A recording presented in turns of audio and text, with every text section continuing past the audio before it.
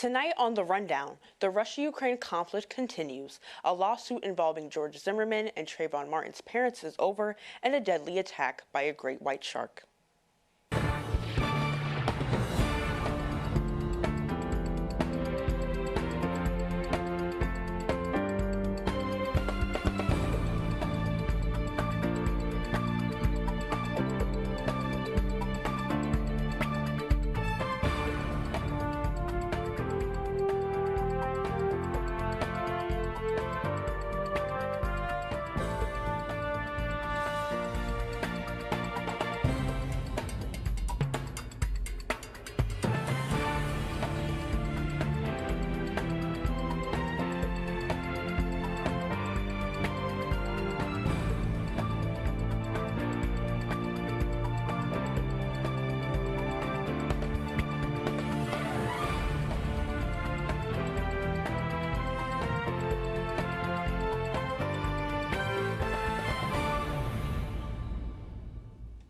Good evening and welcome.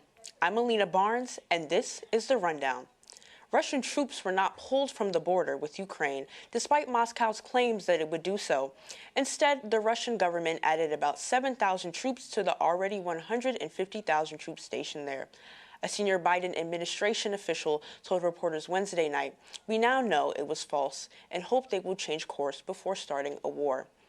A judge in Florida tosses out a defamation and conspiracy lawsuit filed by George Zimmerman against the parents of Trayvon Martin. Zimmerman fatally shot the teenager almost a decade ago. The lawsuit claims that Trayvon Martin's parents, along with others, participated in a conspiracy to get charges filed against Zimmerman and destroy his reputation. The judge dismissed all counts, saying that Zimmerman failed to show, quote, any fraudulent representation, end quote, and that any other arguments would be futile. Hundreds gathered to remember the life of Amir Locke, the 22-year-old black man shot by Minneapolis police, serving a no-knock warrant. Locke was shot February 2nd as SWAT team members served a search warrant at a downtown apartment. Locke was not named in the warrant, and he was not a suspect in the case. The funeral service opened with music from the R&B group Sounds of Blackness, and Reverend Al Sharpton delivered the eulogy. Locke's family members called for the end to no-knock warrants. Abortion bills continue to be filed in the state legislature this year, and doctors are raising concerns. We're seeing the abortion rights debate happen on a national scale, but it's even happening right here in the state legislature, with multiple bills being filed. I think the end game goal of most of the legislators trying to pass these bills here in Tennessee is to make abortion completely illegal, period. And that would have very real consequences downstream. Abortion rights advocates are following several bills right now in the state legislature. Dr. Katrina Green is an emergency room doctor. One bill she's particularly worried about sets new guidelines for doctors prescribing a so-called abortion pill. The bill goes so far as requiring doctors to talk about options for reversing an abortion brought on by medication. My main concerns with the bill are the stipulation that it requires reproductive health providers to inform women that there is something called an abortion reversal. Now, there is no such thing as an abortion pill reversal. The bill would also require doctors to provide patient information about abortion complications.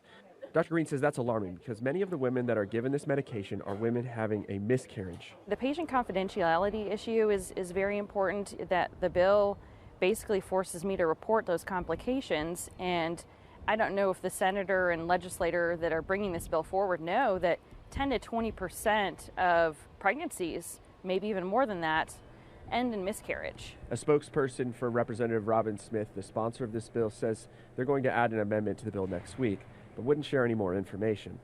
Still, even with changes, Dr. Green says she's worried about the future of women's health care in Tennessee. Kyle Horan, News Channel 5. A shark attack in Sydney, Australia, and a mudslide in Brazil. All that and more when we come back. Got a quarter?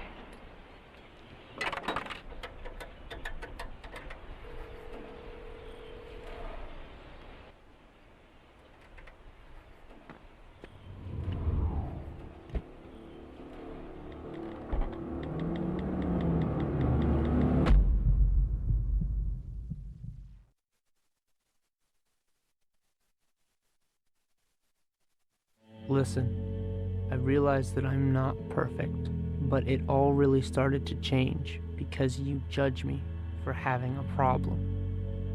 No one is going to know that I need help. I need help. I know that no one is going to judge me for having a problem. I realize that I'm not perfect, but it all really started to change because you listen.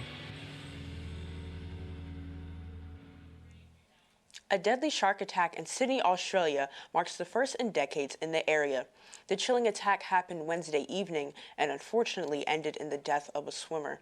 This is the first report of a shark attack in Sydney since 1963. Witnesses claim they saw a 14-foot great white shark attacking the swimmer. The Randwick mayor stated how chilling it is to lose someone in a shark attack like this. Lifeguards will be patrolling the beaches looking for any further sightings of sharks. A 500-pound bear breaks into 38 homes in South Lake Tahoe, California, sparking discourse between area residents and advocacy groups. The Bear League is fighting to save the bear. Meanwhile, the California Department of Fish and Wildlife says that the only option is to kill the bear. Until a decision is made, the department wants anyone who spots the animal to call law enforcement immediately. A mudslide in Petropolis, Brazil, has claimed the lives of 110 people, and police say 134 are still missing. The city experienced the worst rainfall in decades with just over 10 inches. Rescuers are still searching, but fear that many are trapped beneath the mud. Up next, Philadelphia joins the list of cities getting rid of mask mandates. Sorry about that. No, I've been staying at my dad's place because of everything. Where are we going? He's good. Yeah, I know, we keep missing each other. I've been working out of my dad's house, doing some reading. I should be working out more. I just feel like I'm drowning. Navigating these times can be tough, but while you care for your loved one, you also need to care for yourself. Go to aarp.org/caregiving for free mental health and self-help tips.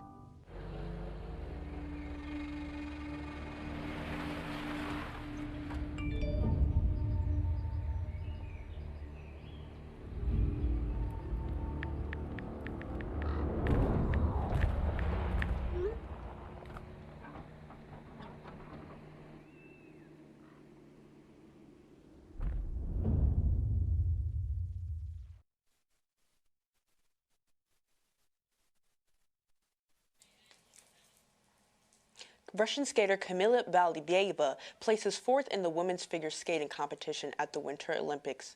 The 15-year-old was favored to earn the gold medal, but she made several mistakes in her routine today, including hitting the ice twice. This comes after the scandal surrounding her positive drug test before the Games. There will be more information on the scandal in our sports segment later in the show. Philadelphia joins other major cities in dropping the mask mandate and proof of vaccination. Philly authorities announced a new tiered COVID system based on how prevalent the virus is in the city. If cases continue to decline, then there will be less restrictions, and if they incline, the restrictions will slowly come back. Now to Katie Amrine with entertainment. Thanks, Melina.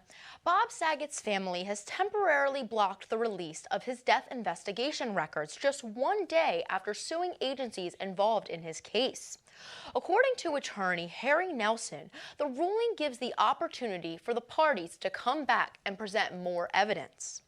Saget's wife, Kelly Rizzo, and their 3 daughters filed the lawsuit, stating some of these records graphically depict Mr. Saget's likeness and says that his family will suffer irreparable harm in the form of extreme mental pain, anguish, and emotional distress.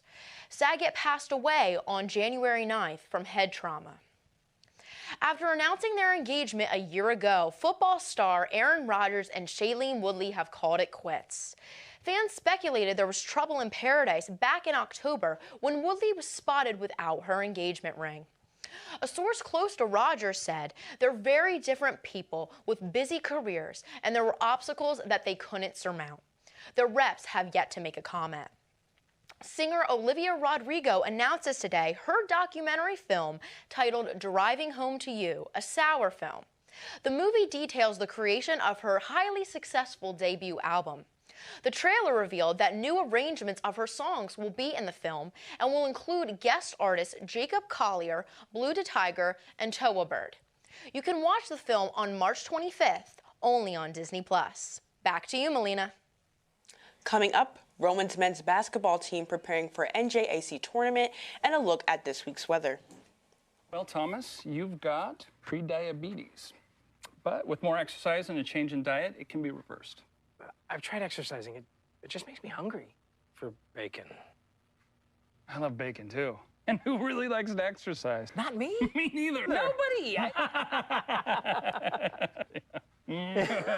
So we're good? What? Oh, you still have pre-diabetes. Big time.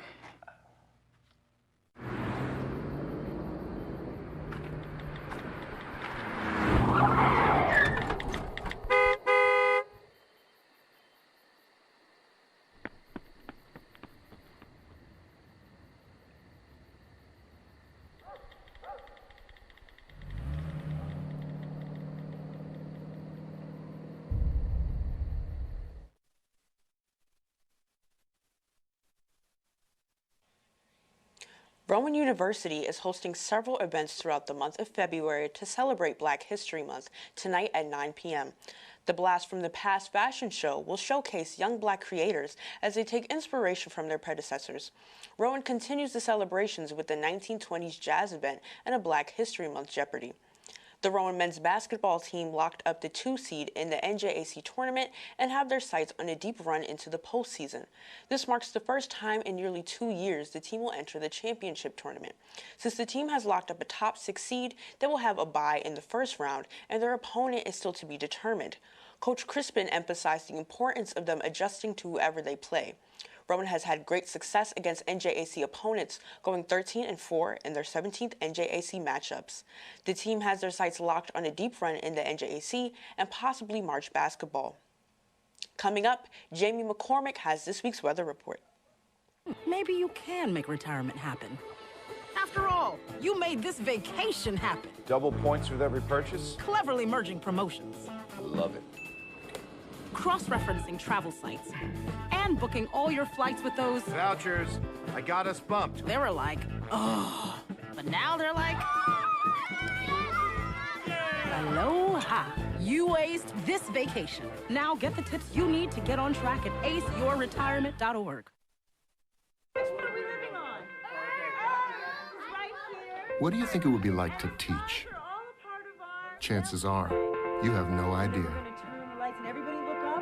Teachers today are breaking down obstacles, finding innovative ways to instill old lessons, proving that greatness can be found in everyday places, and that you don't need to be famous to be unforgettable. That's what it's like to teach.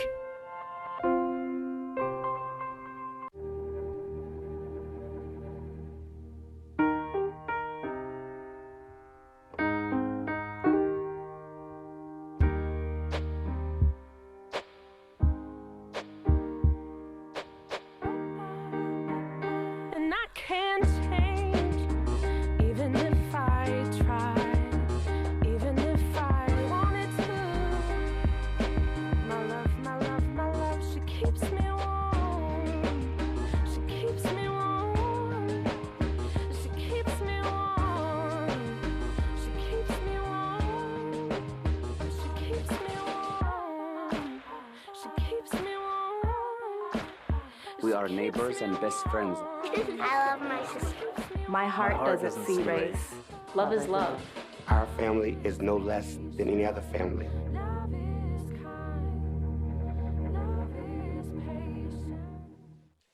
Let's turn to Sienna Rampula for this week's sports news. Let's kick off sports with the score from Super Bowl Sunday.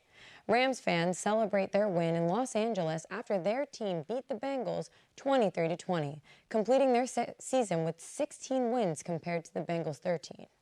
32-time Olympic and world champion Simone Biles got engaged to now fiancé Jonathan Owens over the weekend. Biles posted a heartfelt Instagram post stating that this decision was, quote, the easiest yes, end quote.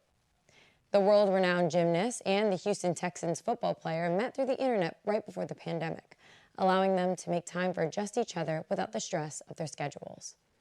There was a formal ceremony for Russia tomorrow celebrating their gold and silver medals in ice skating, but Kamila Valieva will not be on the stand. Valieva was caught in an Olympic doping scandal. The 15-year-old tested positive for 3 drugs, including trimetazidine, a heart medication that was banned because it can improve endurance and blood flow. She provided the sample on December 25th, but apparently was not informed about the positive result until recently. And whether she was informed of the doping is still up for question. The Court of Arbitration to Sport reimposed the suspension, only to come back to win 4th in the free skate. Find out the days you'll need your sunglasses or when you'll need to break out your umbrellas with this week's 5-day forecast. So for tonight we have a low of 60 and there's going to be some showers, so make sure to bring your umbrellas.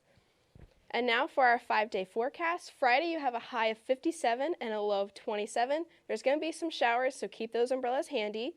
Saturday is a high of 45 with a low of 20. It's going to be mostly sunny, a few clouds here and there, nothing too bad. Sunday is 41 with a low of 30, and it's going to be sunny, so it's going to feel nice even though the temperature dips slightly. And then Monday is 57 with a low of 42. Once again, going to be sunny. It's going to be feeling really nice and warm. And then Tuesday is 58 with a low of 50, and we're going to have some showers, so you're going to need to break out the umbrellas again. Found the pet that fits her perfectly, and you can too. Share your heart, share your love. Make a shelter pet part of your world. Happily Ever After begins at theshelterpetproject.org. I see it, I see it! There are some moments only the forest can inspire. Find yours at discovertheforest.org.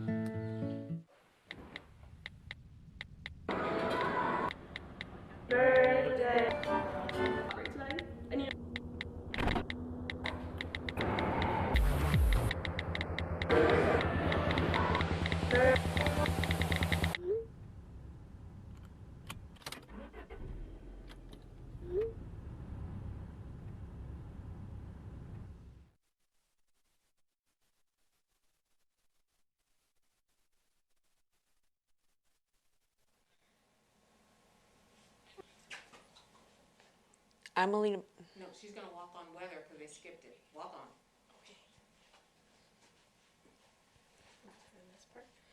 Just talk about the weather now. Okay, so it was very warm today. We had a couple students out here in shorts over by Wilson, so obviously they were enjoying the weather. Melina, how are you enjoying the weather today? I'm very much enjoying the weather. It's definitely been a nice break from these cold winter days. I feel you. I was driving with my windows down on the way here. It was great. Absolutely. Absolutely. Yes. I'm Alina Barnes, and this has been The Rundown. Thank you for tuning in, and good night.